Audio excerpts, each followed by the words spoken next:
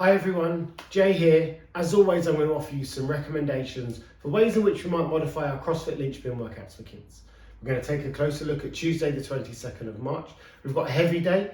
We've got EMOM 30, one power clean every minute on the minute. Now, when considering how to approach heavy days with our children, obviously we're not going to be loading our children maximally ever. Even with our teams, it's very gradual and it's usually 3 to 5 reps, making sure quality of movement is maintained. The things that I'm thinking about when a heavy day comes up and how I might adapt that for my children is I want to be thinking about quality of movement. I want to be thinking about some of those key elements of CrossFit Kids workouts that we like to hit. Impact loading, increasing bone density, and then also stimulating that vestibular system, understanding where they are in space. So I've picked those as the themes that run throughout each of these workouts. For our advanced children, I've got an AMRAP for quality. Now remember, I've said this many times, AMRAP for quality means that their movement is on point, but also so is their focus, okay? They're enjoying the workout. They're not getting frustrated. They're not getting distracted. So for our advanced children, we've got AMRAP for quality, 5 kettlebell sumo deadlifts. Now the reason I've chosen the kettlebell sumo deadlift is basically the deadlift is that first piece of the setup for our cleans or our snatches. And if our children can't maintain a neutral lumbar spine during a deadlift, then we're not going to be getting them ready to learn the power clean when they are mature enough, when they have that emotional maturity to learn a movement like that. So I've chosen that as the piece today. 5 kettlebell sumo deadlifts.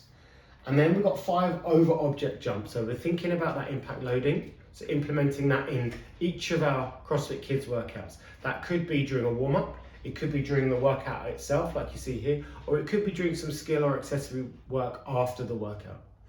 Now for the over object jumps, I'm always going to pick something that can be knocked over easily, like a foam roller, some ab mats, or something like that. And then final piece is that wall walk. This is the piece that I've got that's stimulating that vestibular system. Also, it's a really great way to teach children how to brace, keep that midline nice and tight so they don't overextend through the back as they're walking up the wall into that wall walk position. It's also great for some overhead strength and overhead mobility. I've got the similar things for the less experienced children. So we've got an AMRAP for quality. We've got 5 unloaded deadlift. You might hear them referred to as anger gorillas. 3 over object jumps, and then a 10-meter bear crawl. Now I've just written this out in exactly the same way, sort of set up as I have done for the advanced children. For our less experienced children, we've got to make it fun. It's got to be like a game. It's got to be played. So you may want to set this up, especially if you're in an affiliate setting, like an obstacle course. And you may want to add another couple of pieces in here that need little amount of coaching, such as hanging from a low bar, hanging from some rings, jumping from object to object as well, maybe some sort of pebble stones over a crocodile river or something like that. Keeping it fun and game-based, especially for this age group here, So we've got 5 unloaded deadlift. I have a video showing you what that looks like. 3 over object jumps. I mean, obviously it'll be a bit lower than our advanced children. Still thinking about the same themes, the way we jump, take off and land. And then we've got a 10-meter bear crawl.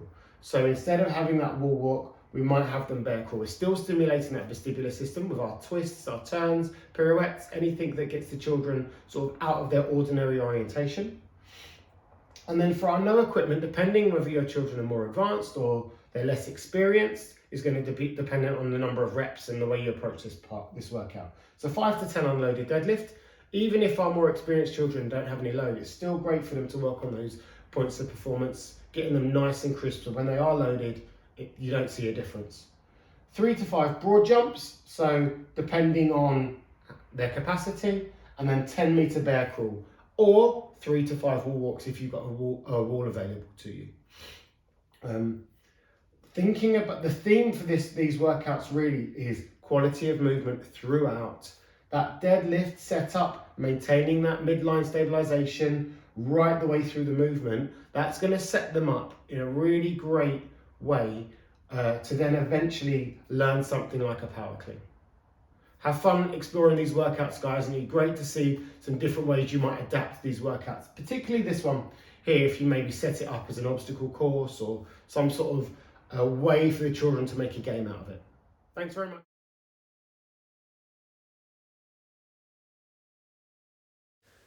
Okay, for the kettlebell deadlift, we're looking to line up the kettlebell handle with the ankles.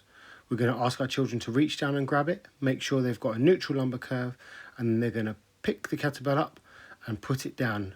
A little tip, as they're placing it down, I ask them to gently touch the floor and then stand back up. That helps them keep some tension.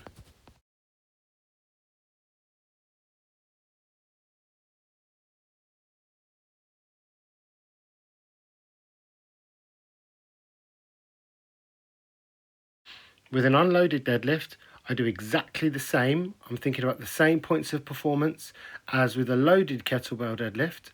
With the hand that you can see that my son has, he's placing that down between his ankles, which is where the kettlebell would be, keeping it as close to the body as possible.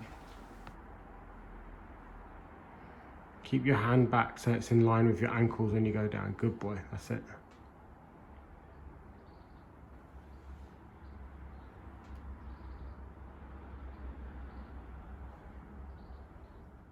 So with the over object jumps, I was allowing my son to take a step in, and as soon as that step happens, he goes onto 2 feet and jumps.